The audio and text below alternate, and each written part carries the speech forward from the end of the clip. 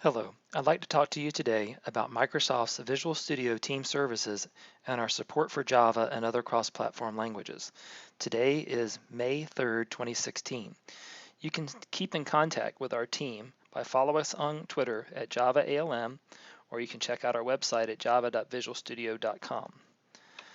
My name is Paul Barham and I'm a program manager.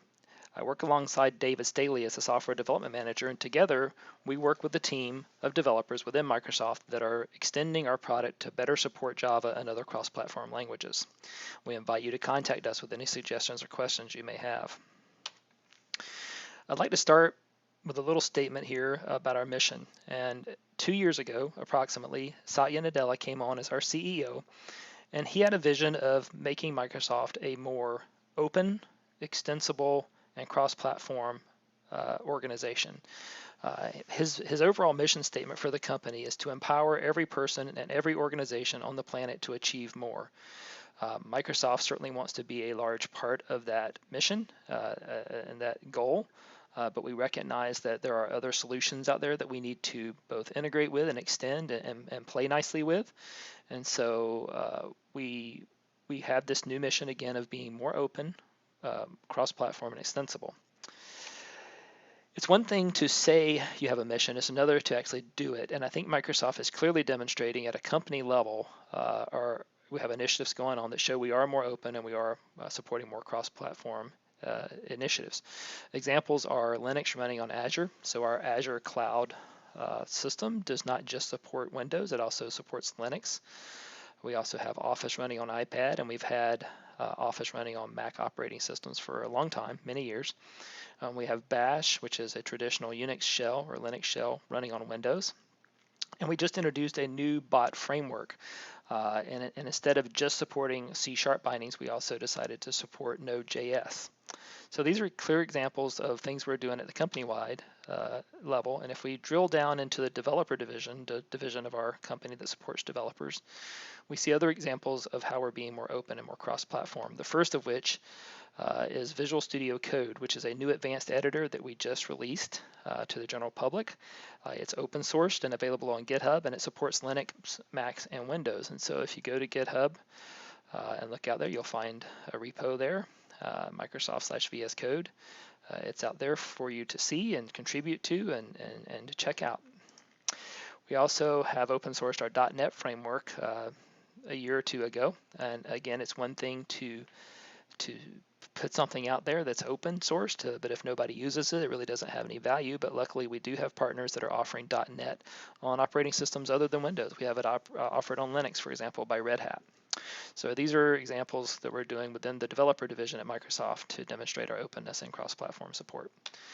If you come into our team, the Visual Studio Team Services group, we have a submission, I guess I would call it, to support all developers, all languages, and all platforms. We feel that this is our contribution to the overall mission statement of Microsoft, and we want to do that in a mobile-first, cloud-first approach. So some examples of openness and cross-platform support within our own group. We have these build agents written in Node.js. Now, our build agent is basically the agent that helps orchestrate and conduct a software build. We had one previously in the company that was written in C#. This had only ever worked on Windows, and about a year and a half ago, we decided to rewrite it from the ground up, and we wrote it in Node.js so that it also supports not only Windows, but Mac and Linux as well, and we've open sourced that. It's also available out on GitHub. If you go to GitHub, here's the repo. You can check it out. If there's a task that you feel is missing, you can always write one and submit it. We welcome contributions, or you can add on to what's there or see the examples. Other examples we have are some plugins for IDEs. And so while you may not think about Visual Studio as your first IDE if you were going to do Java development, more than likely you're going to think of something like Eclipse or IntelliJ. And so we have plugins that we have written, that we've open sourced, and that are written in Java to support both Eclipse and IntelliJ, and not just IntelliJ IDEA, but the full family of IntelliJ products. So we invite you to go out and check those out. I'll show you the repos for those later. Other examples we have of ways that we're being extensible and open is almost everything that you can do with our developer tools. You can also do via a set of REST APIs. So everything you can do on the UI is pretty much available programmatically through a set of REST APIs that are open for you to interface with. We also have another capability called service hooks. We sometimes refer to those as webhooks that allow you to pass data from our system to other systems for a more integrated total solution. We also have an extensions marketplace. So if you go out to marketplace.visualstudio.com, you will see a marketplace out there. This one we happen to looking at for Visual Studio Team Services, but there are hundreds and hundreds of third-party plugins that add features to our system. There's some like that. Add Slack, for example. You can integrate Slack with our development tools, which is something very useful to do for teams, and you can go out there and find them all yourself. So that's pretty much closing the topic of how we're being more open and extensible. Let's move on in the presentation to talking about Visual Studio specifically. So Visual Studio is now a brand. I think everyone, when you say Visual Studio, the image that comes to your mind is probably that of the Visual Studio IDE. Visual Studio as an IDE has been around for many, many years. It's very well liked and loved by developers, especially those developing .NET and C# applications. So we wanted to leverage that brand, the Visual Studio brand, and we have done that. And we've extended it to cover two other products. So we have the IDE, we also have the Visual Studio Team Services that I'm going to be talking more about in this recording. And we also have Visual Studio Code, which is that advanced editor I mentioned. So I'm going to start by saying, what are Visual Studio Team Services and what is this product you may have heard referred to as Team Foundation Server or TFS? I'm going to start by saying what they're not. And I know that's a little odd, but I think it makes a clear distinction between the old definition of Visual Studio and what Team Services is and is not. So it is not an IDE. So Team Services and TFS are not IDEs, and they don't even include one. And so it's easy to realize why you might think so, but to avoid confusion, let's just start there. So what are TFS and Team Services? They're essentially the same product. Team Services is the version of that same product that is our software as a solution offering that runs in the cloud, and Team Foundation Server is the version of that product that runs what we call on-premise, so it's more of a box product. So the Team Services is a cloud-based offering that's you use as a service, and you can host your code there and do all your code development there. Everything's in the cloud. You never have to have anything on your local machine. The primary interface is a web interface, whereas Team Foundation Server would be behind your company's firewall or on your home computer. The other big difference between the two product names, Team Services and TFS, are that Team Services, being a cloud-based service, is updated every 3 weeks, which is the cadence of our internal sprints. We are an Agile organization. We have 3-week sprints. So every 3 weeks, we push out new product features to Team Services. On the other hand, TFS is only released once per quarter or 4 times a year. And so TFS is always trailing by a little bit the features that are available in Team Services. So those are the primary differences, but you should essentially think of them as the same product. So what are Team Services and Team Foundation Server? Well, it's an integrated suite of modular software development tools that support the full software development lifecycle. You also may hear, instead of using the term software development lifecycle or SDLC, you may hear the term application lifecycle management or ALM. We use those interchangeably. But we'll talk a little bit more about what the underlined highlighted pieces of integrated modular and development tools mean on the next slide. But what capabilities make up our product? I think first we talk about version control. So we have a server that does version control, and it's a code repository specifically supporting Git and also our Team Foundation version control.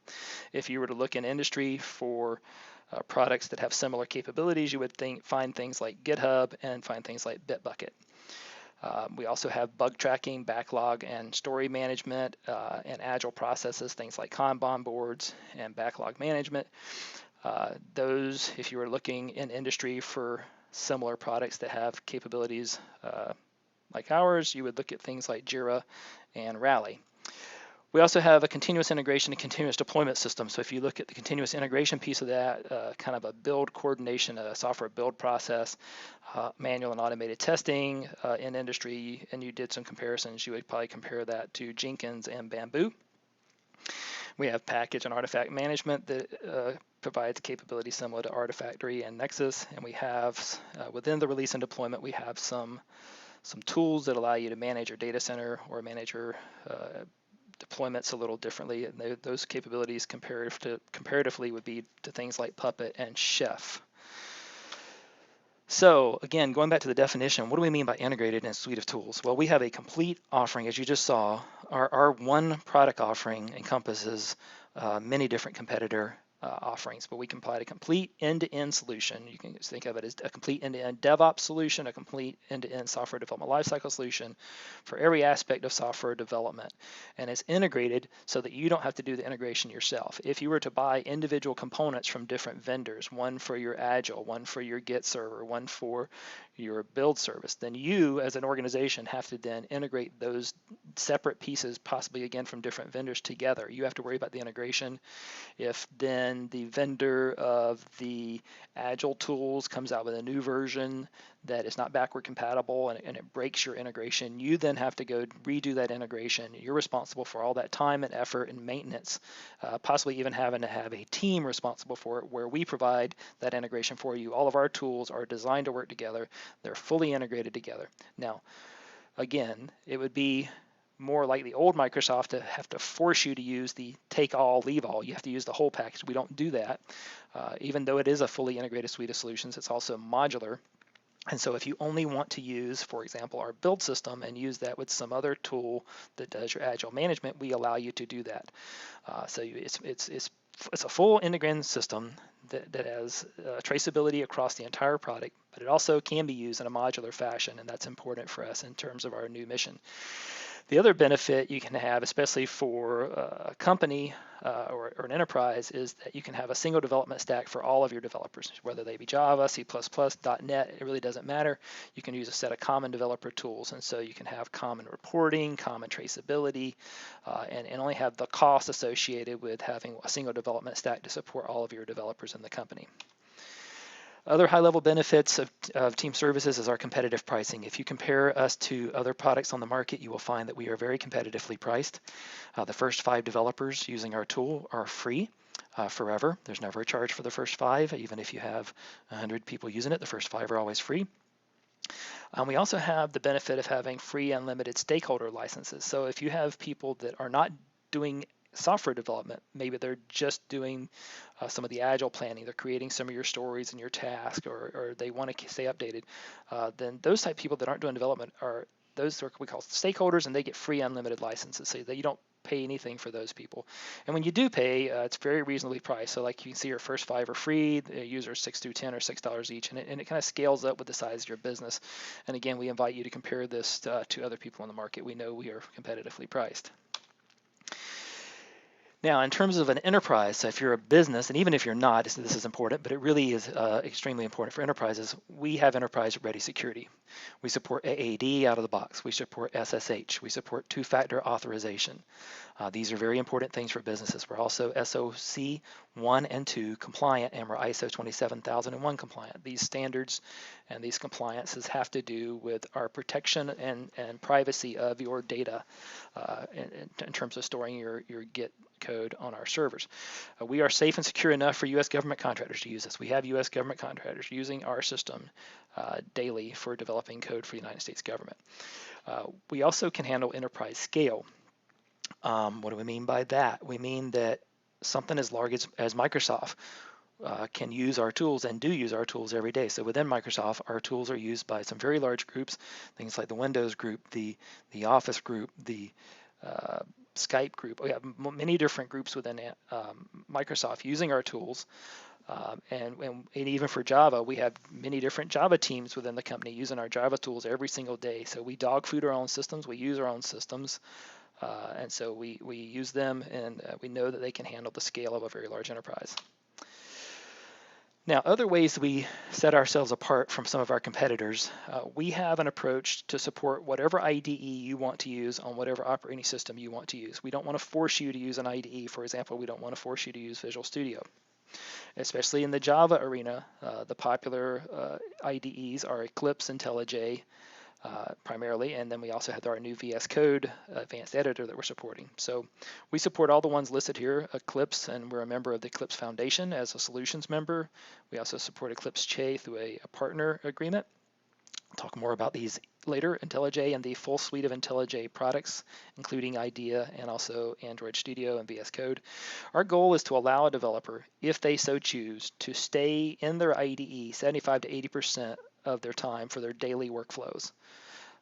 And we can talk a little bit more about that later. But basically, if you want to clone, and then you want to clone your repo, and then you want to create a feature branch, and you want to go implement that feature, then you want to do a commit, then you want to do a push or a pull request, whatever that set of tasks you want to do, we strive to get you to be able to stay in your IDE 75 to 80% of the time and not have to jump between your IDE and a web interface, which can also break your concentration. So we are maintaining a plug-in type support infrastructure where some of our competitors have abandoned this approach.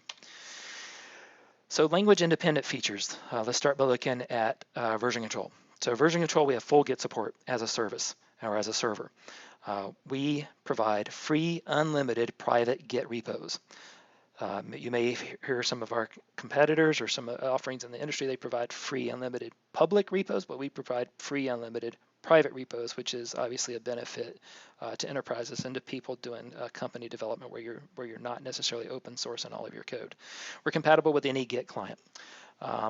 We are completely using the Git standard. We don't have some Microsoft version of Git. We actually use the Git standard, and we test against multiple clients every day. We have credential managers for Git that allow you to manage your credentials securely on whatever platform you're on, whether it be Windows, Mac, or Linux. Therefore, you can store your credentials in a secure manner on the operating system of your choice, and then not have to enter those credentials every single time you do an operation. We support things like Jenkins through Git and TFVC. We obviously support our own version control, Team Foundation version control. And another feature we have is you can build, our build system can actually build from Subversion repositories, and we can also support build from remote Git repositories as well. Another language independent feature we have is Freeform code search. And so if you're looking for a function name or a class name across a very large repo and a very popular class, you may get many different hits. But if you only want the definition where that class is actually defined, it would be nice in a search feature to be able to only support for the class definition. We allow you to do that. We allow you to have semantic rankings and have contextual sensitive searches. We support languages like Java, so we have specific Java support in our code search that lets you support across all your projects, across all of your repos, and be able to find things very easily. We have conversational code reviews, and so our code reviews aren't just really simple. You can have very elaborate back and forth conversations. You could have 10 or 20 deep conversations if you want to. And it's very rich in allowing you to have interaction within your team on these code reviews.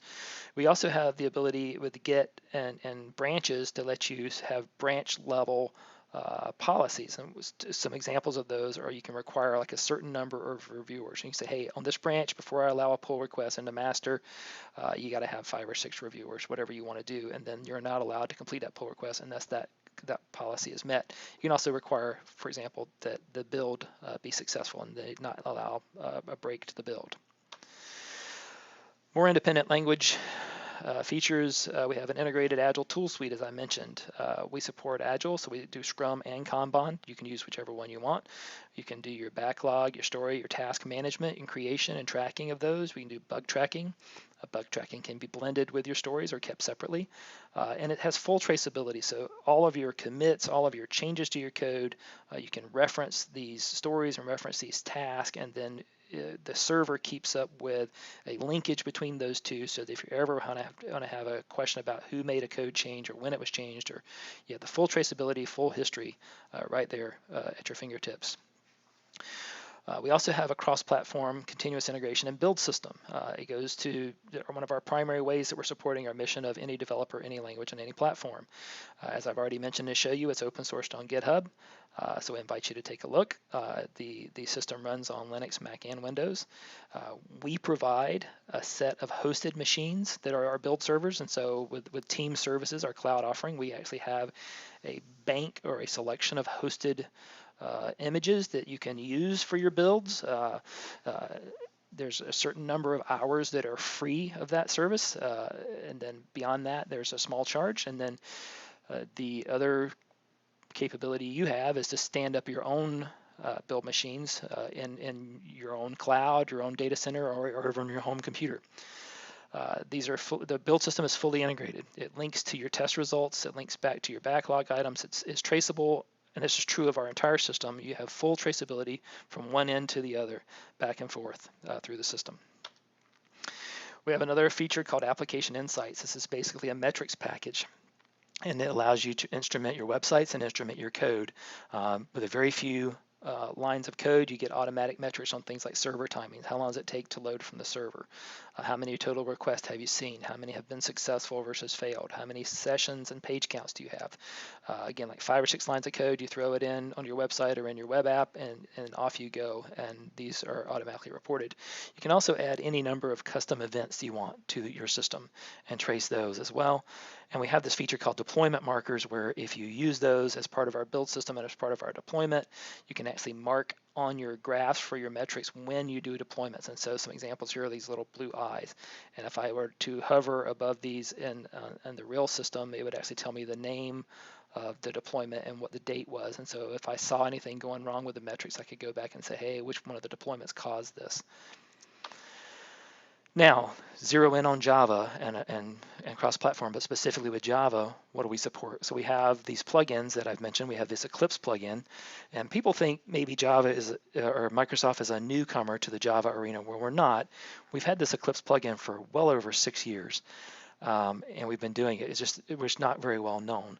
The code for this plugin, which is called Team Explorer Everywhere, is available on GitHub. If you go to GitHub, you'll see this repo here, this Team Explorer Everywhere, and it's all written in Java by our Java team internally, and we use it every day. So we encourage you to look at that and use it, and we welcome contributions. It supports Git and TFVC version control, so it supports both our legacy TFVC and the new Git. It supports within the IDE, you can see what stories are assigned to you, so it has Agile planning capabilities and bug tracking, see what bugs are reported to you. You can create new bugs. It has integrated build system support, so you can kick off a build, you can see the status of builds, and as I mentioned before, we're a solutions member. So that's kind of our Eclipse plugin. Again, it's been around for a long time. It's our most fully featured plugin we have. We also have a plugin for Eclipse Che, or we don't specifically, but we have a partner called Codenvy. Codenvy has integrated with our team services system via the REST APIs, and they are the primary developers, or one of the primary developers on Eclipse Che, so we encourage you to go check out their website at codenvy.com. We also support IntelliJ, and we support all versions of IntelliJ, so not just IntelliJ IDEA, but we also support PHP Storm, RubyMine, WebStorm, all the different variants, including Android Studio, and we support both the free version or community version and the paid version Ultimate. So our plugin works on any of those systems. It's also open sourced and is available out on GitHub. If you go to GitHub and check out this repo here, you will find the IntelliJ IDEA plugin for Visual Studio Team Services. And what it provides is simplified authentication. It makes it very easy to get going, get logged in, authenticate. It allows you to both clone repos from the server down to your local machine, or if you have code on your local machine, to very easily share that into Team Services. It has an enhanced pull request feature that allows you to cross-reference your pull request and your commits with your stories and your tasks. And so it has this issue and story integration. And pretty soon we're going to be adding build support here. This is very actively under development. We're on our cadence here. We're releasing updates to it about every 3 weeks. And then we also have a plugin for VS Code, our advanced editor. VS Code is a little different in that our plugin is written in TypeScript or JavaScript, because that's the language that VS Code is written in. It's also available on GitHub. So if you go to GitHub and see this here, you'll see the VS Code repository there on GitHub. We invite you to check it out. The VS Code is more of a command-driven editor instead of an IDE with an advanced UI. So all the commands are basically, you hit a certain key sequence and it gives you this command prompt, and then you're able to create or do different things. Some examples are you can create a bug, you can create a new task from within the IDE. So if you thought of something and don't want to jump back to the web interface, you can very easily create a task. You can send feedback and build summaries, a lot of different items you can do. This is our newest plugin, but again, we're actively developing it and invite you to check it out and give it a try. Other Java product features, in terms of build support, we support ANT, Maven, and Gradle, which are by far the most popular Java build systems, and we have full support for all of them in our product. We support JUnit test publishing, so if you run your JUnit test within ANT, Maven, or Gradle, and you just tell it you want to make sure that your JUnits are published, here's an example where there are 10 tests, all are passing. Over here is an example where we have 16 tests and 6 are failing, so we make sure we publish that information for you. We also have ability to do Java code coverage, and the two that we've implemented so far are Jacoco and Cobertura. And so it allows you to see the code coverage that you have and display that code coverage in the build summary. This is the build summary. So here, this is an example of Jacoco, and it's showing that we have really good code coverage. So we have that integration.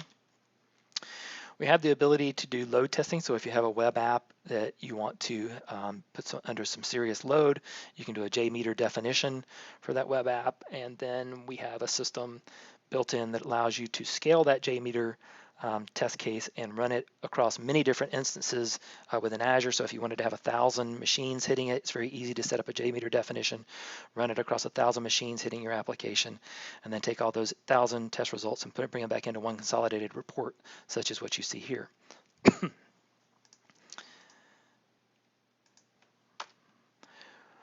We also have integrations with different static analysis, and the ones that are most popular for Java that we've integrated with are SonarQube. We have a full integration with SonarQube where you set up your own SonarQube server. We have a partnership with them, and we also support things like PMD and check style. We're also doing the find bugs at the moment, so PMD and check style are there, and we're implementing the other one as we speak.